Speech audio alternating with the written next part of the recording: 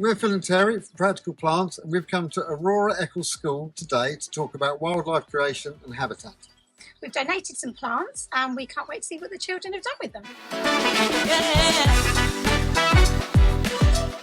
Hi, I'm Zoe Nichols and I work at Aurora Eccles School, which is in Eccles in Norfolk. We're really immersed in nature. We're lucky to have our beautiful school grounds. In September, we started doing our second year of an eco-council project. As part of that, in our environmental audit, we decided that we needed to plant more flowers and plants and encourage lots of wildlife, lots of biodiversity throughout the school. So we have come up with our wildlife corridor.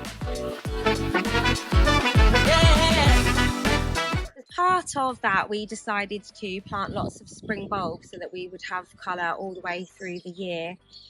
We got all of the children involved and everybody planted some bulbs. We planted lots along here, lots out the front, all over the school, and in Forest School as well. So we've got a good amount of colour all year.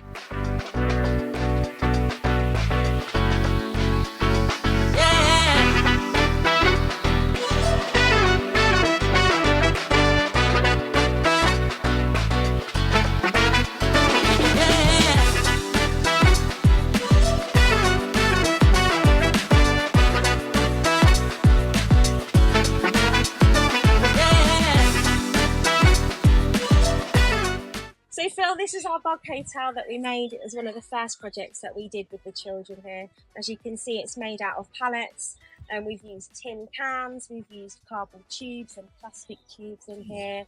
There's pieces of wood that the children have drilled with hand drills. Are these just to keep the rain out, or is it to create habitat underneath? A bit of both. Okay. So underneath, some of the children have added Yeah, I've seen a few bits in there, yeah.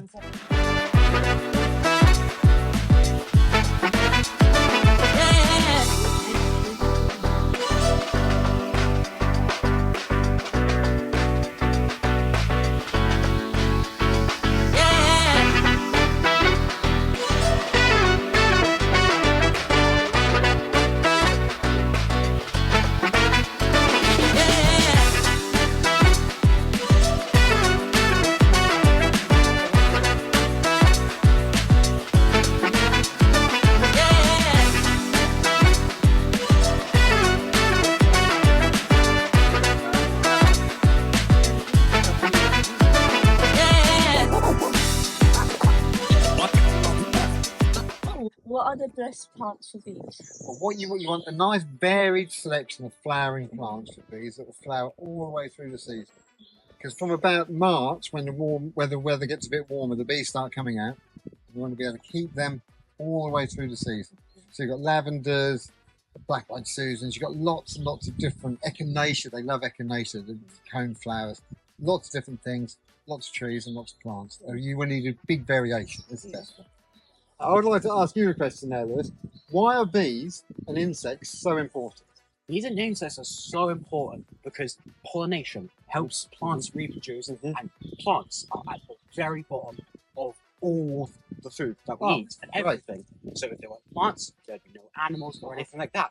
And these have become necessary, same with other insects, since they first came around. Because before then, plants would reproduce on their own, it would be a lot slower. But now, plants have evolved in such a way that it's necessary for them to have insects get their pollen and spread into other plants of the same species for them to reproduce. Okay, fantastic. What a brilliant answer. How can you get more insects and bees into your garden? The easiest way is with flowers, but there's lots of other habitats you can introduce as well. Dead wood is really important, things like this bark, you're increasing the food chain, at the very bottom of the food chain, insects, bees, with pollinators, with nice flowers. Water is really useful as well, even if you just lay a dish of water out for the bees, because they get thirsty. So you put food out for the bees, food out for the insects, and they then come into your garden and pollinate all of your flowers and your vegetables, like you're growing in the walled garden.